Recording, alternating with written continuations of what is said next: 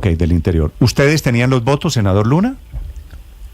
Indudablemente, y es una vergüenza que faltando pocas horas para la instalación del Congreso y por supuesto para el agendamiento del debate, pues haya tomado esa decisión.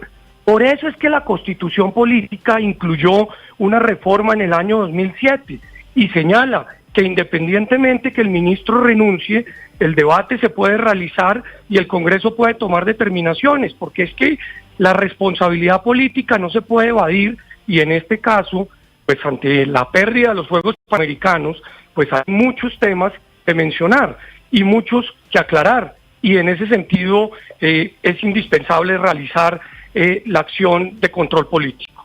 ¿En cuántos votos iban ustedes? Es decir, si ella no hubiese renunciado ayer, ¿con cuántos votos llegaban hoy al debate? Pues estaban 32 de los firmantes inicialmente y habían expresado el apoyo varios de los partidos.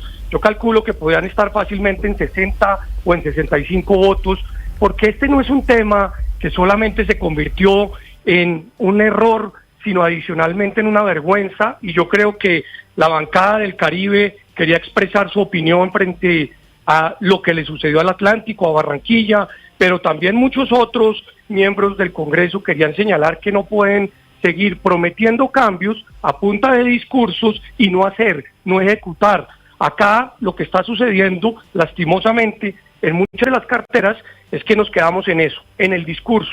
Y lo que necesitan los ciudadanos, que es cambio, resolver, ejecutar, pues no está sucediendo lamentablemente. Senador Luna, en esa moción de censura, los votos que ustedes ya tienen públicamente, han aparecido allí congresistas del Centro Democrático, de Cambio Radical. ¿Cuántos hay del pacto histórico de partidos afines al gobierno? No, el pacto histórico ninguno firmó. Pero de los verdes hay algunos que están allí apoyando la moción de censura. No, y del pacto también estaba Ahmed Escafo, ¿no? Que es barranquillero. Sí, Ahmed Escafo manifestó que lo que había sucedido era un desastre, por no decirlo menos, pero él es representante a la Cámara y esta es una moción que se iba a tramitar en el Senado de la República. Miembros del Partido Verde también firmaron y obviamente, pues por el hecho de que la ministra haya renunciado, haya evadido su responsabilidad, pues no quiere decir que este debate no se pueda adelantar.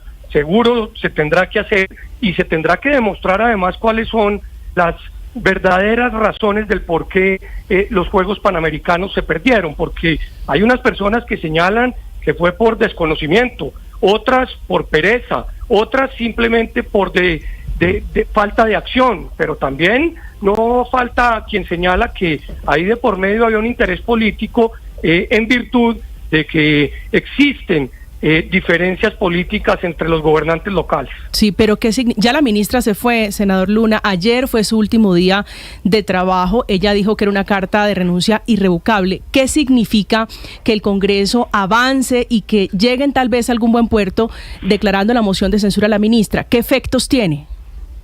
Es un hecho político que obviamente queda registrado en el perfil de la ministra, donde se quedaría establecido pues que el Congreso de la República, en este caso el Senado, tomó la determinación de apartarla de su cargo, pero es un hecho político efectivamente. A ver, senador Luna, ¿va a ser un canto más a la bandera? Es decir, nos entregamos un mundial, el del 86, no pasó nada. Nos quedamos sin una Copa América, no pasó nada. Ahora nos quedamos sin unos Juegos Panamericanos y con un dinero alto entregado a la organización y no va a pasar nada. No, yo sí creo que va a pasar algo y precisamente por eso es que el debate debe continuar y la moción se tiene que tramitar. Y los senadores que quieran votar en contra de que la ministra se aparte de su cargo y quede con la responsabilidad política, pues tendrán que explicárselo al país. Es que toda acción tiene una consecuencia y en el Ejecutivo, en el gobierno, hay una responsabilidad política. Y en este caso lo que se está pretendiendo señalar es que hay responsabilidad política. Claro. Pero dos, usted lo acaba de mencionar, hay una responsabilidad fiscal muy compleja, porque de por medio hay miles de millones de pesos que fueron girados por el Estado colombiano y, por ejemplo, la Agencia de Defensa Judicial del país no ha comenzado ningún tipo de iniciativa para tratar de recuperar una parte o la totalidad.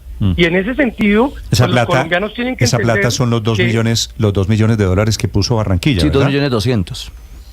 exactamente, más unos recursos de trámite que el Ministerio de Deporte evidentemente giró. Sí, senador Luna, déjeme hacerle una pregunta final sobre los votos. La moción de censura tiene hoy, no sé, 30 y pico de firmas, ¿cierto? Sí, señor, 32. Pero de estas 32 firmas, solo veo una de un verde, de Jairo Castellanos. Los demás son partidos, bueno, liberal, conservador, cambio radical, centro democrático, por supuesto. ¿Hay posibilidades de lograr los 50 y pico de votos para tumbar a la ministra ya renunciada?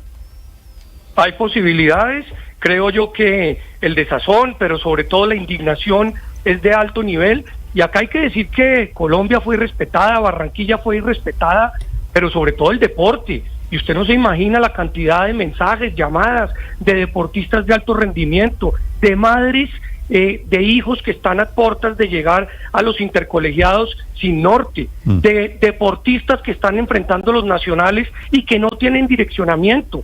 O sea, hay de verdad un desazón muy grande que yo creo que merece por lo menos una atención importante por parte del gobierno. ¿Usted tiene alguna idea de hacia dónde va el nombramiento del nuevo ministro del deporte o ministra del deporte? No lo sé, Néstor, pero coincido con su análisis. Pero ¿sabe por qué le pregunto? Es que yo me temo que está pasando lo siguiente.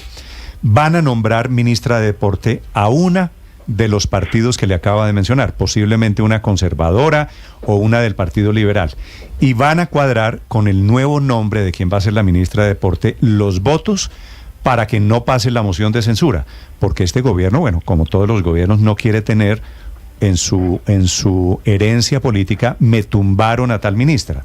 Así que... Sí, seguramente su análisis es correcto, pero acá de por medio también está lo que la ciudadanía le está exigiendo al Congreso y a los senadores. Yo no creo que un senador vaya a tomar la determinación de cambiar su posición después de ver la presión que la ciudadanía ha ejercido, que los medios de comunicación han manifestado ante un hecho pues que es evidente, es que acá lo que se perdió no solamente fueron unos juegos, sino el prestigio de un país, el prestigio de una región que lamentablemente se puso en duda por la ausencia de capacidades. Se lo voy a decir de otra manera, senador Luna, ojo con su debate de moción de censura, porque aquí van a poner a funcionar la figura de la mermelada. Y tengo nombres de quien podría ser la ministra de Deporte. Senador Luna, lo dejo que siga allí en el Congreso, le agradezco estos minutos. Gracias, Néstor, un abrazo para todos. Sí. Candidatos para dirigir el Ministerio de Cultura es lo que están analizando en este momento, 9 minutos. Estás escuchando Blue Radio.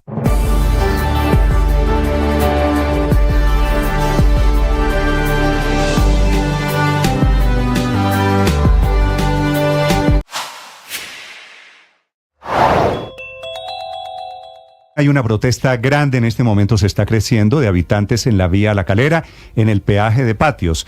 Ahí está la bifurcación, coge para la izquierda, va para La Calera, va para Sopó, coge a la derecha y sale a Chuachí. Por esa vía a la que usted se refiere, a la derecha han llegado varios buses, varios camiones, varios...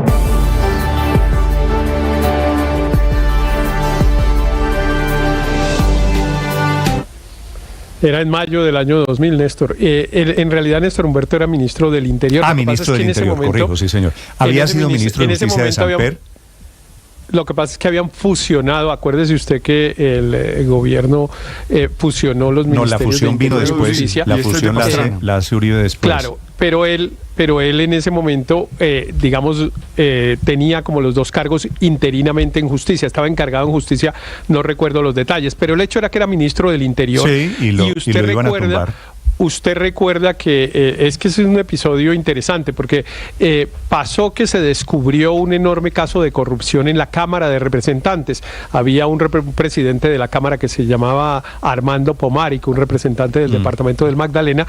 Los descubrieron un enorme caso de corrupción y Pastrana, que había amparado pues esa coalición, que lo apoyaba, etcétera, resolvió decir que deberían disolver el Congreso. Y le respondió el Congreso al tema.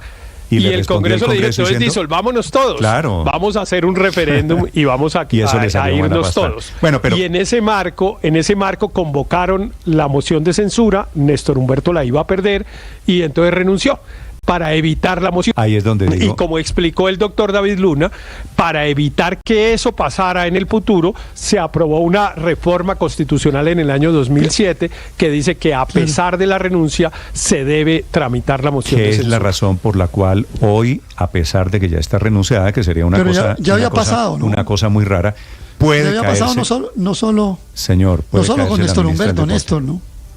No había pasado no solo con Néstor Humberto. A Petro ya le había pasado en la alcaldía de Bogotá. ¿Usted se acuerda de León Freddy Muñoz, el representante a la Cámara que ahora es embajador de Nicaragua, ¿no? Sí. Él tenía una hermana que era Teresita Muñoz, que era la secretaria de Integración Social de Bogotá. Y la cogieron en un carnaval, en un carrusel de contratos, y la llevaron a moción de censura al Consejo de Bogotá, siendo Petro alcalde. Y un día antes de la moción de censura, Teresita tomó las de Villadiego, como hace hoy la ministra Rodríguez y como hizo Martínez. Bueno, ha pasado una vez en el Consejo de Bogotá y dos en el Congreso. Lo que va a pasar de aquí en adelante, Aurelio, esto se acordará usted de mí, es que esta va a ser la norma de conducta de los funcionarios públicos. El Congreso me va a aplicar moción de censura, esta contra la ministra del Deporte, es que no tenía cómo sostenerse, la ministra que confunde dirimir con dimitir. La iban a tumbar y entonces termina renunciando la El gobierno del presidente Duque pasó 2 veces, ¿no, Néstor? Con Botero, pasó con el ministro de Defensa. Botero, sí, y con Karen Abudinem. Ambos, cuando estaba cerca el debate de la moción de censura, prefirieron irse porque aparentemente las cuentas estaban en contra. Ahora, pero miren, como usted dice, en este caso es bien interesante lo que va a pasar con la votación de la moción, porque la moción va a seguir y se va a votar, como lo dijo el senador David Luna, pero yo estoy con usted.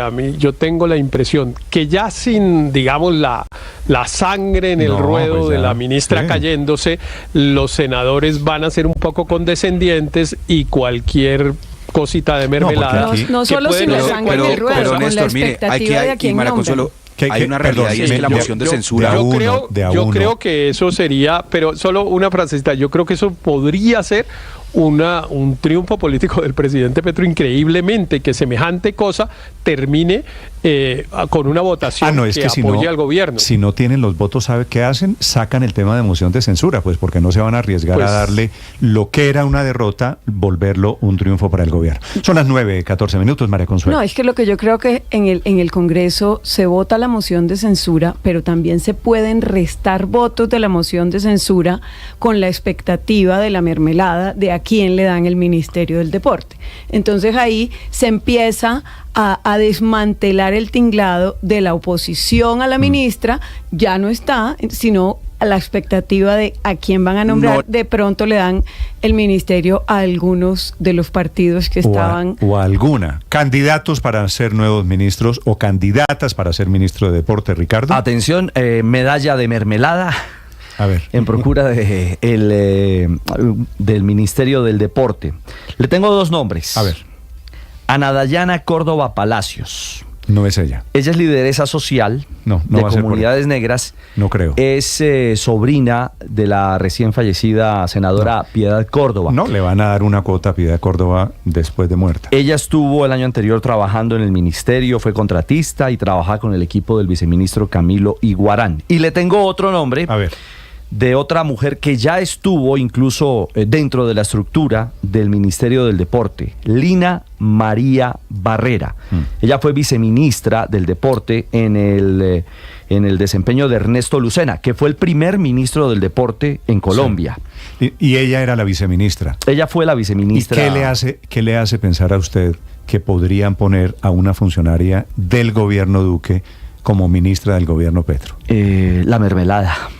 Los intereses políticos, vuelve y juega. Ok, puede ser, no sé, ella es conservadora, ¿no? Ella es conservadora y es alguien que conoce la realidad de este proceso. Trabajó muy de la mano de Ernesto Lucena. Hoy en día trabaja en el gobierno, ¿no? Es directora de lo que era FONADE, así que puede ser por ahí. Son las 9:16. En segundos, a propósito, tenemos noticias de la actividad del presidente Petro esta mañana en Alemania. acompañado siempre de la directora de Prosperidad Social.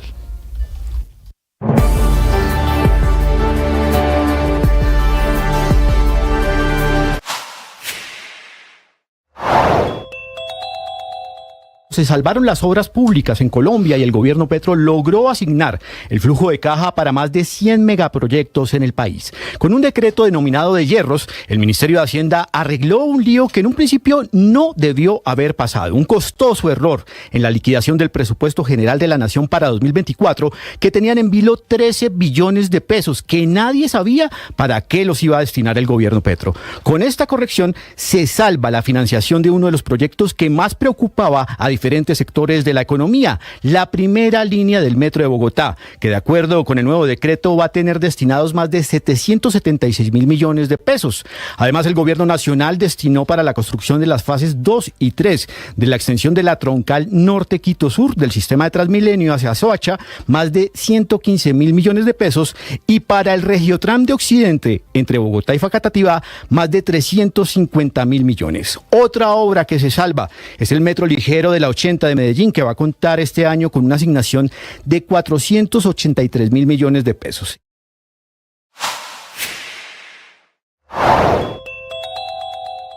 Es una economía, la nuestra, la del año 2023, literalmente estancada, pero con una inflación todavía muy alta.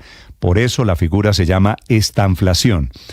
El año pasado la economía creció menos de la mitad de lo que esperaba el gobierno, que esperaba que estuviera por encima de 1.2, y menos de la mitad de los pronósticos más pesimistas de economistas o de centros de pensamiento.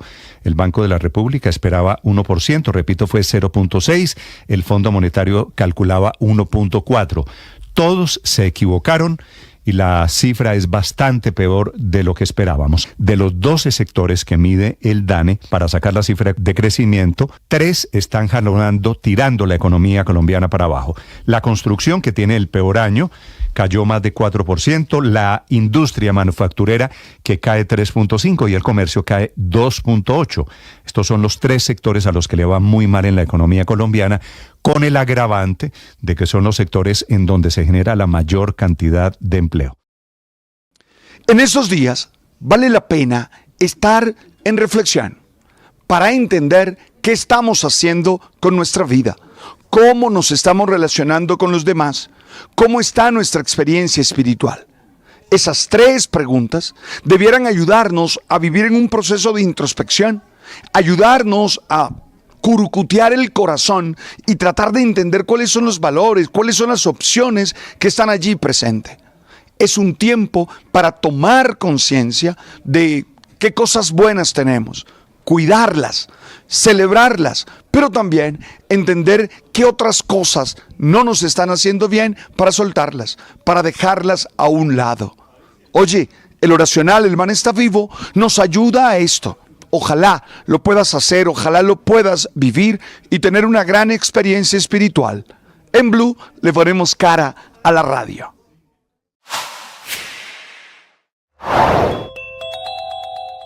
El gobierno finalmente corrigió el tema del decreto sobre presupuesto. Emitieron el decreto de hierros, así se llama, un tema que le costó la cabeza a la directora de presupuesto y al director de planeación nacional. Ahora son las 9 de la mañana, 20 minutos. El presidente Petro cumple esta mañana agenda, está de visita en Alemania, ha participado esta mañana en varios foros y está acompañado de la directora de Prosperidad Social, doña Laura Saravia, que sigue siendo, como lo demuestra esta imagen, una mujer profundamente cercana e influyente en el gobierno. Sobre la visita del presidente Petro esta mañana, Andrés Carmona.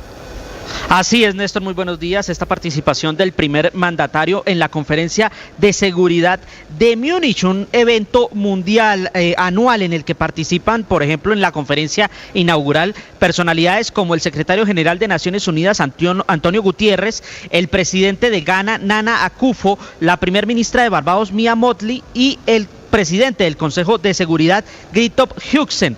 Allí el presidente de la República habló de los nuevos genocidios, no solo de la violencia que ocurre en guerra la de Ucrania y Rusia y la de Palestina e Israel, sino también el nuevo genocidio producto del cambio climático. El presidente exaltó el llamado a un nuevo acuerdo democrático para combatir el cambio climático. Escuchemos.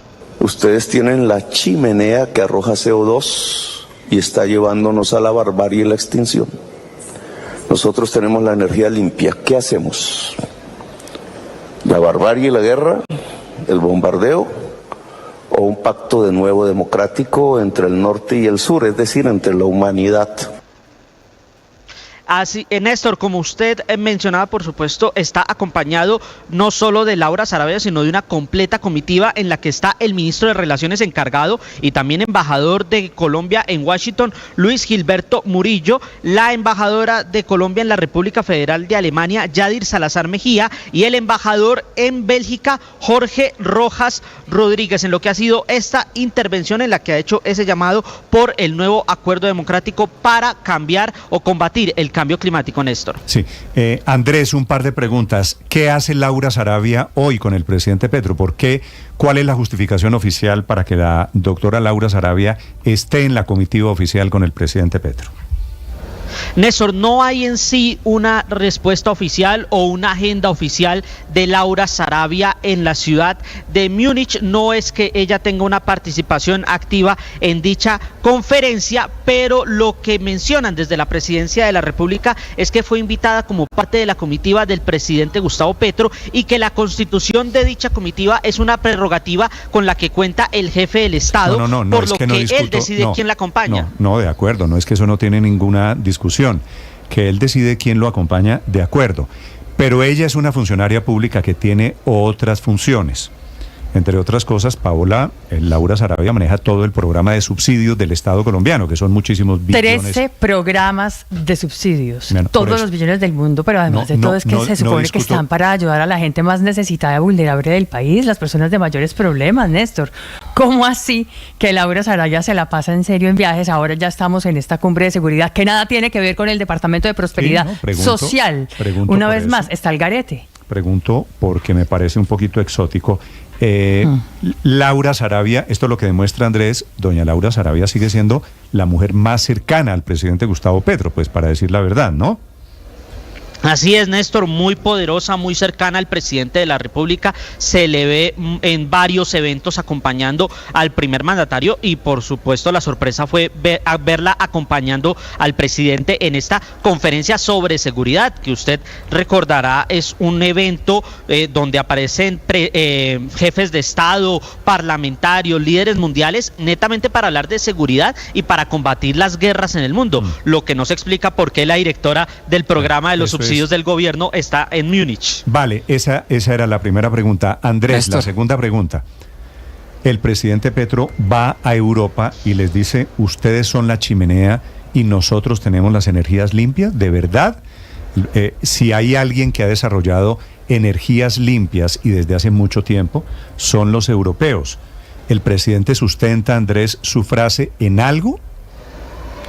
Él sustenta su frase, Néstor, en que se dio un nuevo genocidio producto del modelo económico de los últimos 40 años, un modelo económico de libre mercado que llevó a la destrucción ambiental y que por ello él considera que la humanidad ya está a punto de la extinción producto de esa actuación de esas grandes potencias y que por ello es que las llama a combatir el cambio climático para tratar de evitar la gran extinción mundial, como él menciona, Néstor.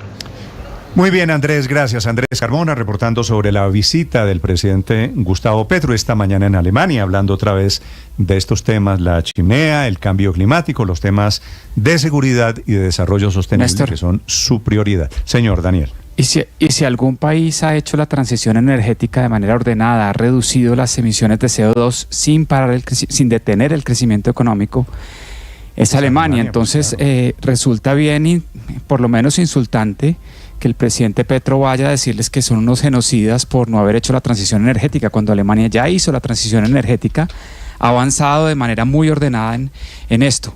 Sobre el caso de Laura Sarabia, yo creo que todos entendemos... Perdóneme, Daniel, ¿usted se acuerda la figura cuando nosotros comenzamos a ver los molinos, padre, que son energía eólica? Señor, energía eólica que no se puede instalar en todas partes, tiene que haber viento. Tiene que haber viento. En La Guajira, ¿te acuerdas que había todo un plan? Y entonces nosotros, el presidente va a decirle a los europeos que nosotros tenemos la energía limpia. Yo creo que deben estarse mirando los europeos diciendo, bueno, o sea, ¿de verdad? Néstor, hay un punto que es importante sobre Alemania y es que ha tenido un incremento en los 2 últimos años de termoeléctricas, del uso de carbón. De hecho, Colombia ha exportado bastante carbón recientemente a Alemania porque la crisis energética que causó la guerra entre Ucrania y Rusia, en otros países como Francia, se compensó con energía atómica y energía nuclear. Los alemanes tuvieron una cruzada contra la energía nuclear en los años 80, motivo por el cual terminaron prendiendo termoeléctricas ahorita en esta coyuntura. Pero Luis Ernesto, ¿usted cree que nosotros, un colombiano, puede ir a decirle a Europa, ustedes ponen la chimenea y nosotros tenemos la energía limpia? Pues Colombia tiene una matriz energética bastante más limpia que la mayoría de países de Europa, Néstor, con las hidroeléctricas, por ejemplo. A ver, Enrique, usted que está en Europa, ¿cuántos aerogeneradores o cómo es el tema de la energía eólica en Europa desde hace cuántos años? Si me ayuda con el dato. Los aerogeneradores en España son fundamentales en el mix energético y de hecho cada vez tienen más presencia en la producción de energía eléctrica aquí en España, pero no he logrado averiguar cuántos hay en Colombia, pero sí he logrado averiguar cuántos hay en España. En España hay ahora mismo funcionando 22.042 aerogeneradores que están distribuidos en 1.345 parques eólicos. Cualquiera que circule por las carreteras españolas, por las grandes autovías que recorren La Mancha o Las Castillas, se encontrará con parques gigantescos, interminables parques eólicos. ¿Sabe cuántos parques eólicos tenemos nosotros en Colombia, Aurelio? Cero. Uno. No, ese ya venció. Ese de Jepirachi ya venció. Ya tuvo su vida. ¿Cero entonces? Hay 0 en este momento, sí. Pero tenemos hidroeléctricas, Néstor, que también es energía limpia. Perdón, pero es que la matriz no solamente son las hidroeléctricas ni las térmicas. Cuando usted analiza la matriz de oferta nosotros estamos a punto de construir el primer parque eólico desde hace 15 años y no hemos podido. Cuando usted analiza la matriz energética, por eso digo, me parece que es soberano insulto ir a decirles a los europeos, a los alemanes en particular, ustedes ponen la chimenea, nosotros ponemos la energía limpia. Pero es que la matriz energética de un país no solamente contempla las que generan electricidad. No, la matriz energética es completa. Y Colombia tiene, claro, por supuesto, Colombia tiene en transporte, por ejemplo, el petróleo en Colombia, teniendo en cuenta todos los sectores, no solo la generación de energía eléctrica, el transporte es más del 30% de la matriz energética del país. O sea, Colombia... Sí, claro, no tiene sino el 0,6% de los gases de efecto invernadero en el mundo. En eso tiene razón Petro. Pero en cuanto a las energías alternativas, vamos quedados fuera de la generación eléctrica. Muy bien, este es el discurso. Eólica no hay ninguna. Este es el discurso. Lo que pasa es que tenemos el Amazonas, de todas maneras. Sí, bueno, sí. Ni siquiera somos primeros en la región, Néstor. Somos el tercero después de Uruguay y Costa Rica. Brasil es el cuarto país. ¿En qué? En generación de energías limpias y también energías renovables. Petro en este discurso en Alemania pinta a Colombia como el gran potencial de la transición energética, pero según la Organización Latinoamericana de Energía, Colombia es apenas el tercer país luego de Uruguay y Costa Rica. 9:29. En segundo les ampliamos las noticias. En cualquier caso me deja volver a poner los puntos sobre las sillas de Laura Sarabia en Sarabia.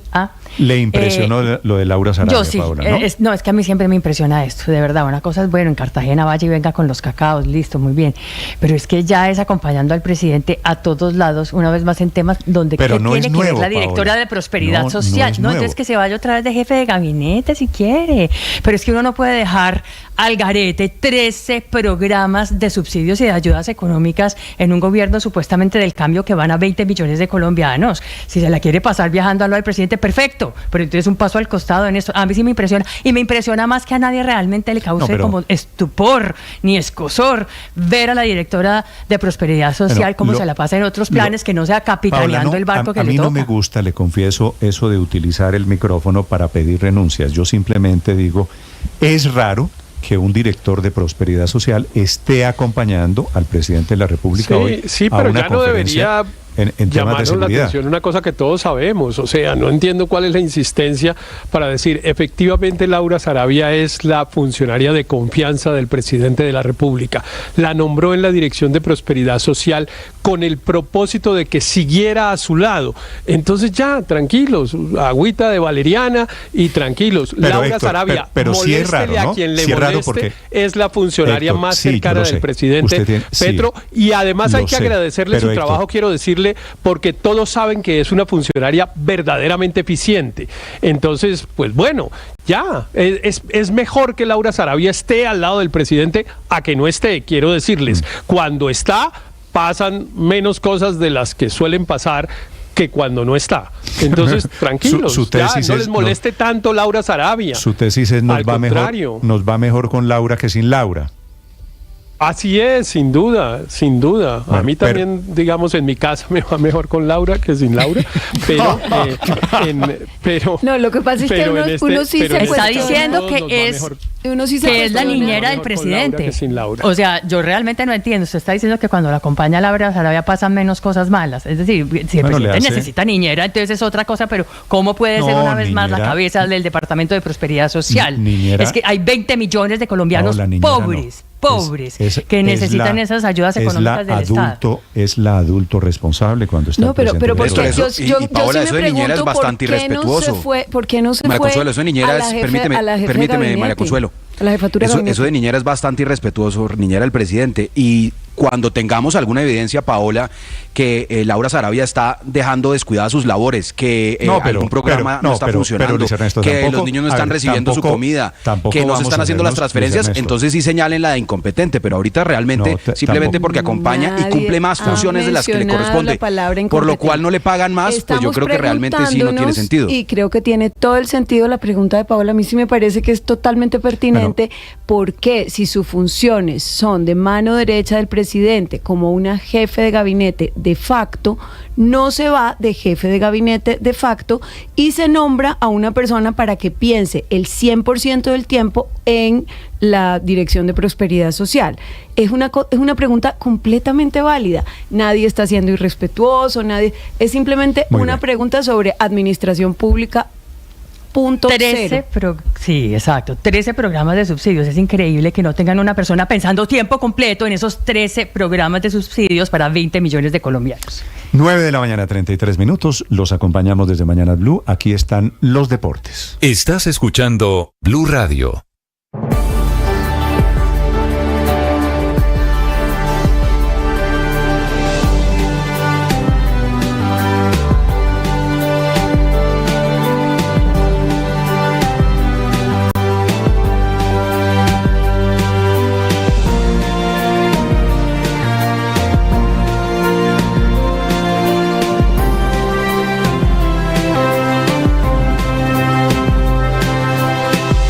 Ahora nuestro contenido no solo se escucha, también se ve. En este país, gobernador, todo es gravísimo y no pasa nada. Algunos en ese límite de la ilegalidad. Bienvenido, gracias por estar conectado. En Blue le ponemos cara a la radio, a la opinión y al debate, a los diferentes puntos de vista, al rigor periodístico, a los hechos deportivos, a la opinión, al humor y al entretenimiento. Le ponemos cara a la radio. Suscríbase a nuestros canales de Facebook y YouTube y desde las 6 a.m. hasta las 7 p.m. disfrute de toda nuestra programación en vivo.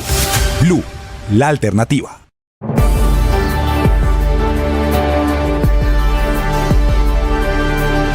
Victorias y derrotas, la pasión y la afición en juego y los datos de lo último en deportes se lo presenta Mañanas Blue. Son las 9:35 a.m. A esta hora la información deportiva en Mañanas Blue. Aquí le va a pegar de Ávila para hacer historia para el descuento del equipo colombiano en su estreno en un campeonato mundial de fútbol playa. Pierna derecha de Ávila, impactó, balón al fondo, gol, gol, gol. Y fue histórico, primer gol de Colombia en un mundial de fútbol playa. El debut fue contra Japón y al final de los 3 tiempos, nuestra selección cayó 3-2 ante los actuales subcampeones del mundo. Colombia falló un penalti y dio la pelea ante los asiáticos. El primer paso de la tricolor en Dubái. Julio Pantoja, jugador de Colombia, analizó el juego. Un partido muy reñido, sabíamos al rival que nos enfrentábamos, muchos campeón del mundo, nos preparamos de la mejor manera. Desafortunadamente no se nos dieron el resultado, pero tenemos la convicción de que vamos a seguir con los 2 partidos que se nos vienen. Ahora Colombia se alista para enfrentar este domingo a Senegal, rival africano, en su segunda salida en la fase de grupos de este mundial en los Emiratos Árabes Unidos.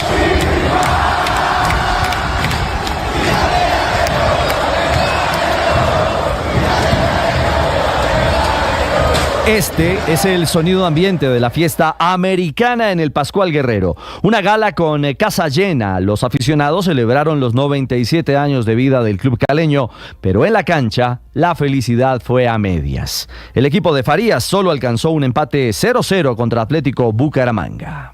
Pasa que es un resultado cruel. Nosotros le queremos regalar un resultado importante hoy en el año 97 a su gente. Estamos en deuda con ellos. Fue un espectáculo hermoso de principio a final. Y sí, había ansiedad, es lógico, la ansiedad de ganar. Y se notó en algunos aspectos. Todavía no le encuentra la vuelta al América el entrenador Farías. Entre tanto, al Atlético Bucaramanga del profe Rafael Dudamel le rinde. Ya es octavo con 9 puntos en la liga. Hemos hecho un buen juego colectivo ante un gran rival en un marco espectacular como el que tiene acostumbrado siempre la hinchada de América a sus jugadores, y nos vamos tranquilos por el punto, pero desde ya sabemos que esto no sirve de nada si el lunes no ganamos. También jugó y ganó el Deportes Tolima 2-0 en Ibagué frente a Jaguares de Córdoba. El equipo Pijao es líder de la Liga Betplay con 13 puntos. El técnico David González y la ruta del triunfo tolimense. Sabíamos que iba a ser un tipo de partido que si no hay un gol no se abre. Afortunadamente para ellos, con un autogol se abrió el partido y creo que después de que se hizo ese gol que nosotros estábamos arriba, ahí sí se vio el partido que nosotros estábamos esperando desde un principio. Se cierra la fecha 6 y ojo, hoy comienza la fecha 7 con los Juegos Millonarios Águilas Doradas Río Negro en Bogotá y Deportivo Cali Atlético Nacional en Palma Seca. A propósito de Liga en Colombia, hoy rueda el balón de la Liga Femenina. Millonarios recibe en el Campín a Independiente Medellín en el primer juego de esta temporada. Será doblete azul y los entrenadores Angie Vega del equipo femenino y Alberto Gamero del masculino hacen la invitación a la afición. Soy Angie Vega. Soy Alberto Gamero. Directores técnicos de Millonarios. Los esperamos este viernes en el Campín. Los invitamos a que nos acompañen en el debut 3:30 en el Campín. Será fiesta azul desde las 3:30. Luego del juego femenino llegará el duelo entre Millos y Águilas por el balompié masculino. Y ahora activamos el radar de goles colombianos en Brasil. Pode pintar agora o primeiro gol no Bahia. A bola viajou, a cabeçada, valeu!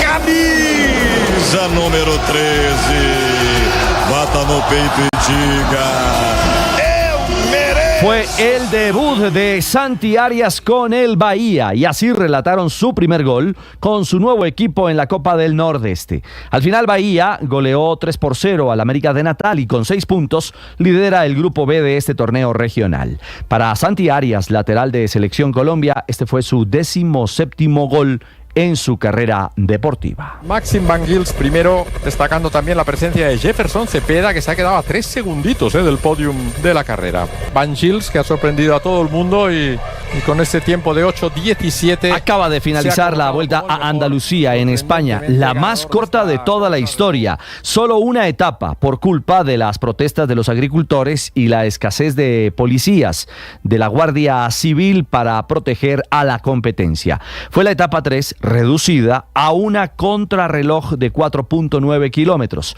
Sí, el ganador fue el belga Maxim Van Gils. El colombiano Santiago Buitrago del Bahrein terminó séptimo en la general a 16 segundos del ganador.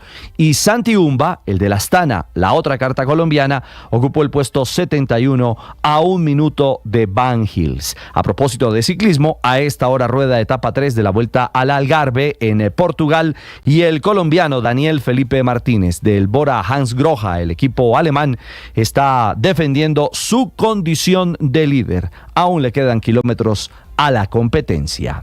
9:40 los deportes a esta hora en Mañanas Blue.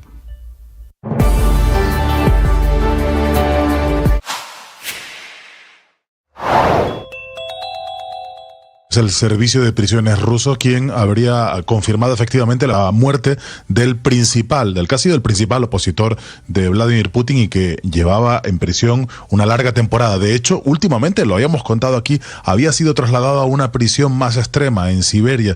Durante prácticamente 15 días se perdió su rastro durante ese largo transporte de una prisión a otra en la que se encontraba. Max Edon, que es el corresponsal del Financial Times en Moscú, ha sido quien ha publicado el informe del servicio de prisiones ruso. Señala que en la colonia correccional número 3, Navalny AA, así se le denomina, después de una caminata que daba en las últimas horas, se sintió mal y casi inmediatamente llegaron trabajadores médicos de la institución y se llamó un equipo de emergencia. Se han llevado a cabo todas las medidas de reanimación necesarias, pero no han dado resultados positivos. Los médicos de urgencia confirmaron en el momento la muerte del condenado. Evidentemente, esta es una muerte que ya apenas a unos segundos de conocerla está salpicada por la polémica y evidentemente por las sombras, porque Alexei Navalny no solo era el principal opositor de Vladimir Putin, sino que había recibido atentados por parte del gobierno ruso.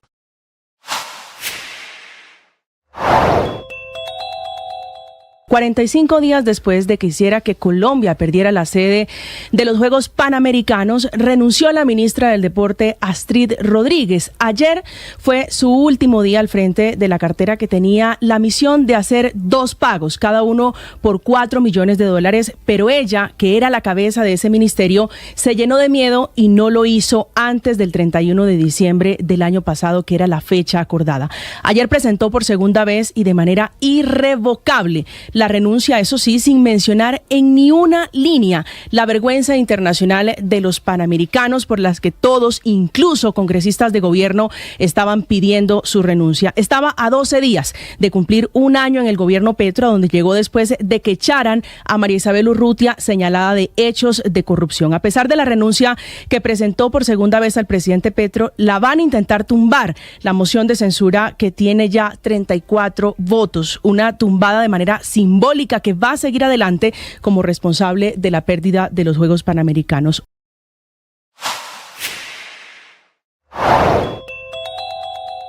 La estrategia del canciller suspendido Álvaro Leiva, que recusó al procurador que está siguiendo su juicio disciplinario, dice él, porque el procurador es un enemigo. El procurador se llama Ernesto Espinosa, había escrito mensajes contra el presidente Petro, diciendo que le daba miedo su gobierno. Dice la defensa de Leiva que esto demuestra una enemistad grave con el gobierno y por eso quieren sacarlo, aunque la verdad es inocuo, porque el procurador que llegue seguirá el juicio disciplinario al canciller que está por fuera del cargo en condición de suspendido.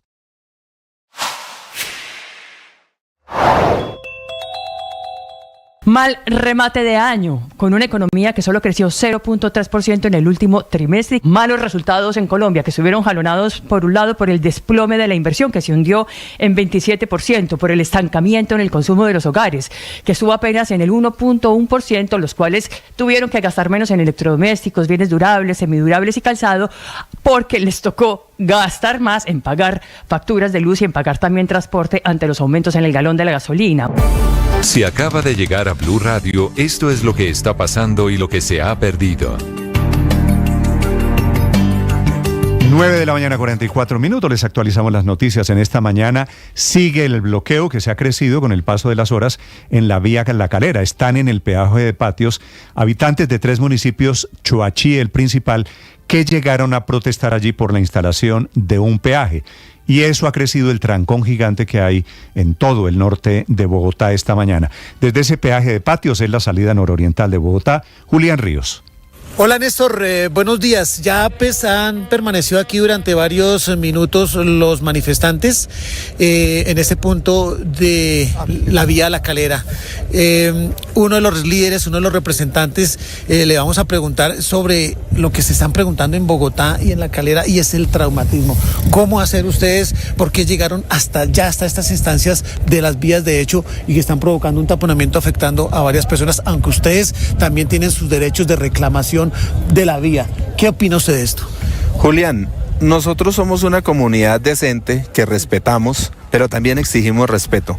Durante 8 largos años hemos venido siendo atropellados por la Perimetral Oriente de Bogotá, por su falta de cumplimiento, por la ineficiencia, por incluso falsedad en documentos que han llevado a que, siendo este un proyecto de 5 fases, de 5 unidades funcionales, estén suspendidas las unidades funcionales 4 y 5 que tienen que ver con la comunicación de comunicación terrestre entre Choachí y La Calera, entre Choachí y Ubaque y Caque. Esas son auténticas trochas y es por allí por donde nosotros tenemos que transitar. Solamente hicieron una repavimentación de 23 kilómetros de vía en la unidad funcional 3, que es la que comunica a Bogotá con Choachí, pero ellos solamente tienen 23 kilómetros. Entonces, por 23 kilómetros nos quieren colocar un peaje que no comunica a ninguna parte, nos lleva a unas trochas que hay. Entonces, queremos respeto hacia nuestra comunidad, por eso estamos parados acá, en pie de lucha. Consideramos un éxito este plantón y así vamos a continuar. Y es reclamando las vías que comunican al municipio de Choachí,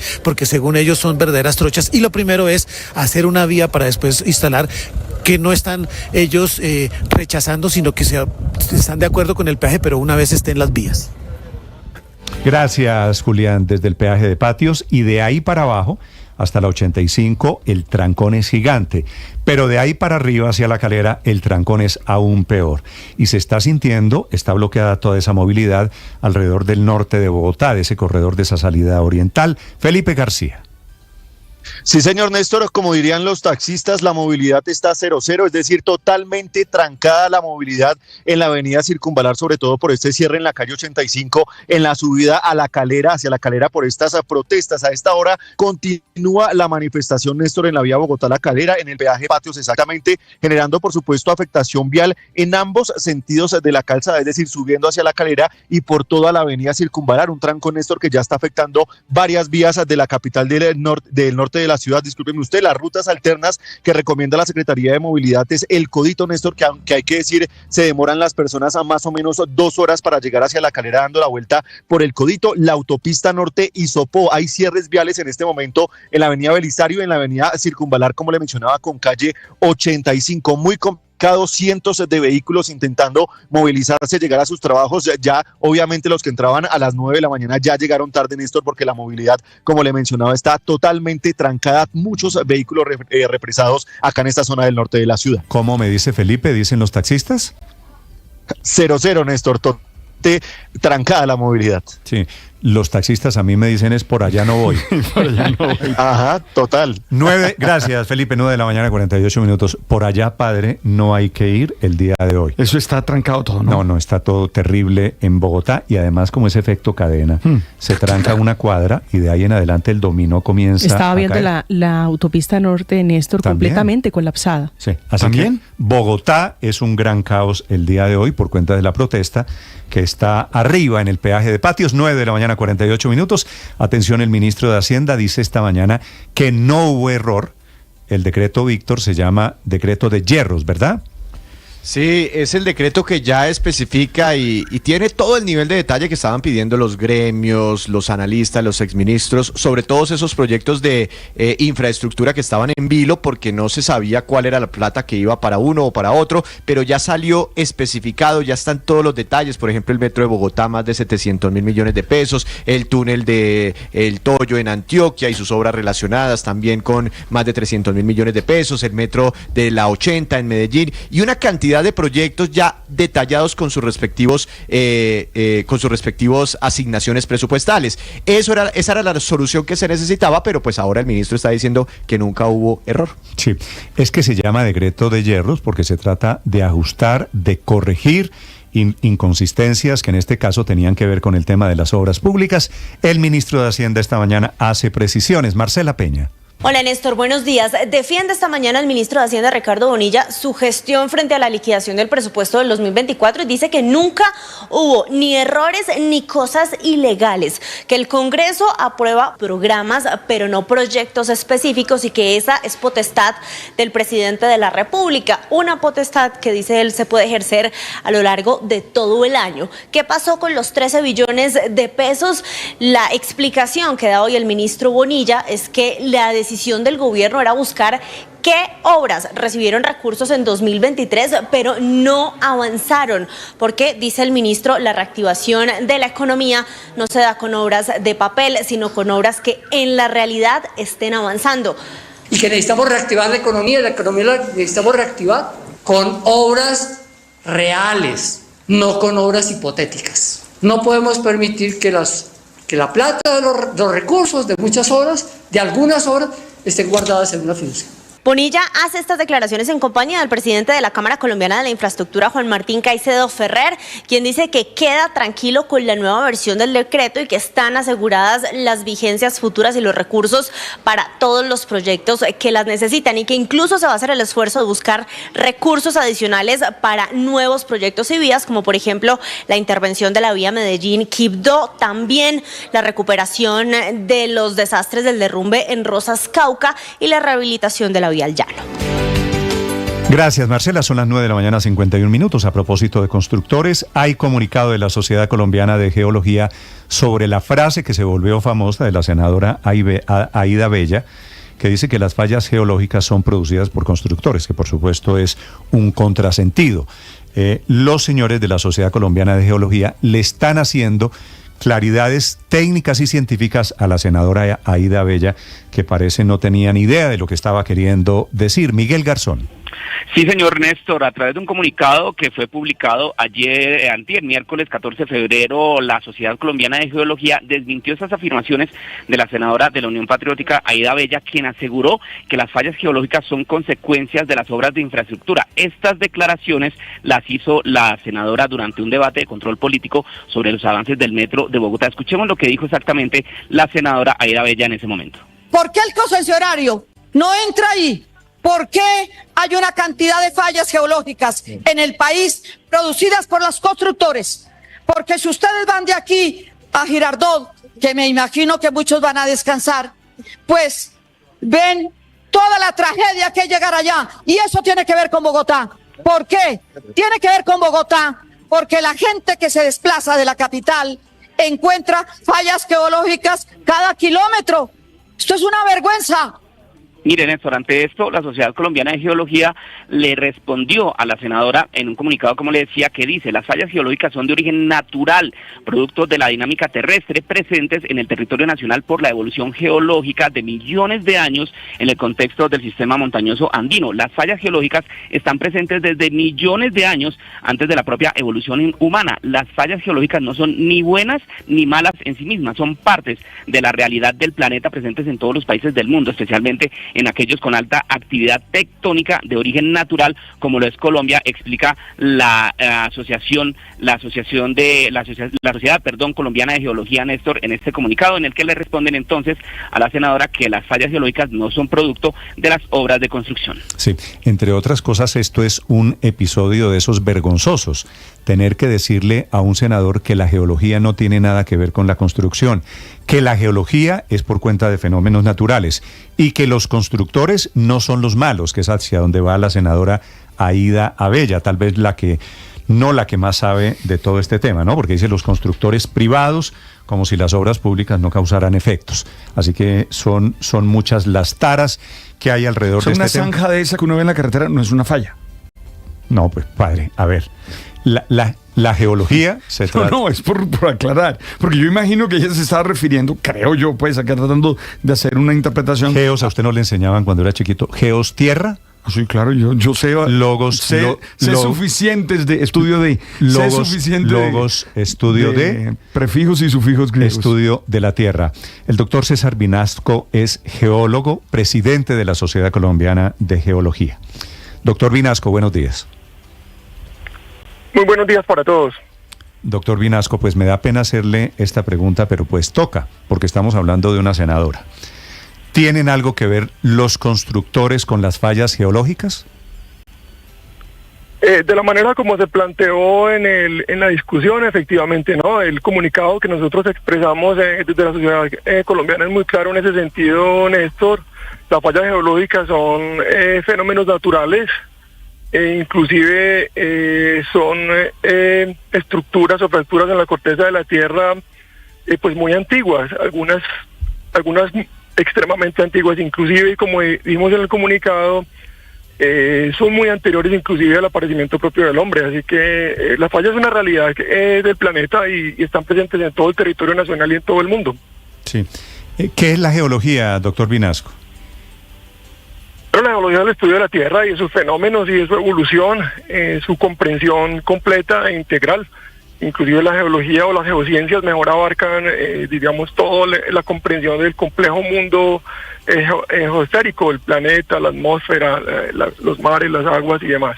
Sí. El discurso de la senadora Bella es: ¿por qué Bogotá y Villavicencio no pueden ser conectados?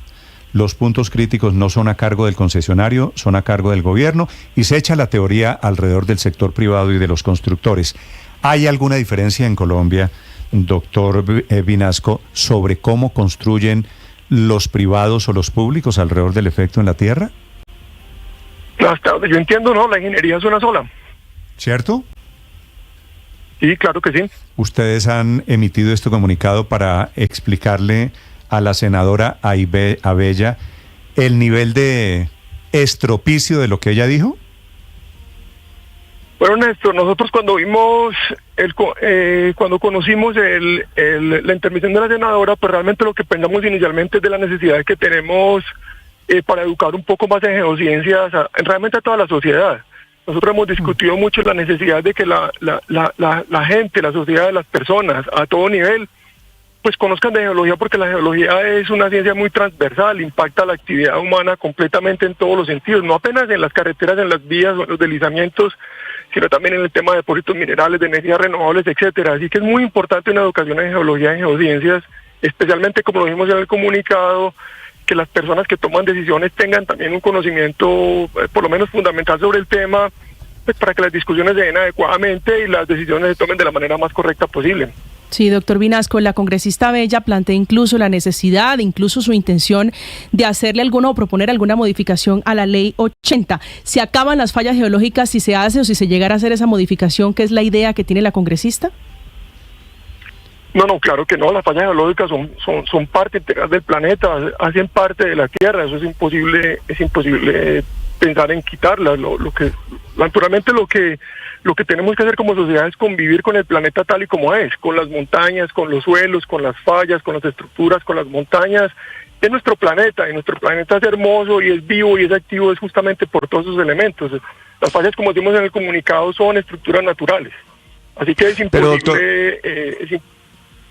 Pero doctor Vinasco, si estoy haciendo un proyecto de infraestructura o una carretera sobre una zona que tenga una falla geológica, ¿este proceso constructor me puede acelerar los procesos de normales de estas fallas? ¿Tiene alguna incidencia?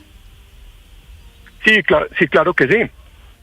Si están mal hechos o si no tienen en cuenta la geología básica. Digamos que en una obra de infraestructura de esta envergadura o de grandes envergaduras, el estudio geológico previo resulta fundamental.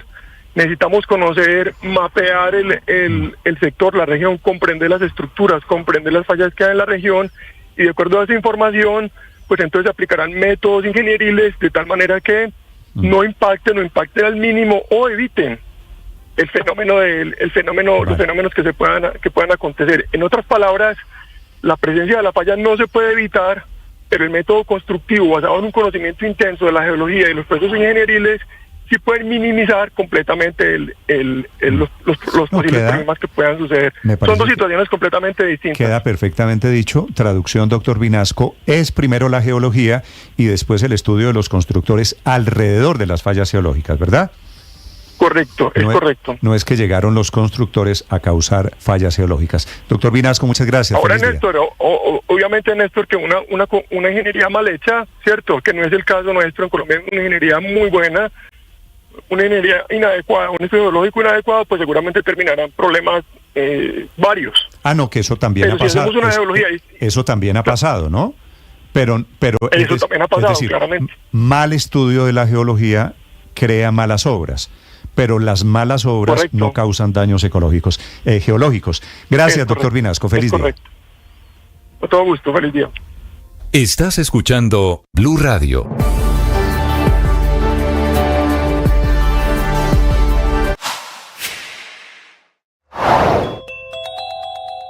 Hay una protesta grande en este momento, se está creciendo, de habitantes en la vía La Calera, en el peaje de Patios. Ahí está la bifurcación, coge para la izquierda, va para La Calera, va para Sopó, coge a la derecha y sale a Chuachí. Por esa vía a la que usted se refiere, a la derecha han llegado varios buses, varios camiones, varias motocicletas con muchos agricultores, campesinos y representantes del municipio de Chuachí, habitantes de no solo de Chuachí, sino de Ubaque, que han taponado en este momento y han bloqueado el acceso a Bogotá y la salida hacia el municipio de La Calera. Néstor, ellos están protestando por las malas vías que comunican a su municipio con el interior del país, que han pedido desde hace varios años su arreglo y sobre todo un peaje que empezaron a instalarles esta semana. Han bloqueado aquí, hay representantes de la ANI, de la concesión, que están tratando de solucionar esta situación porque en este momento cientos de personas se ven afectadas en su tránsito hacia Bogotá y hacia la salida del municipio de La Calera.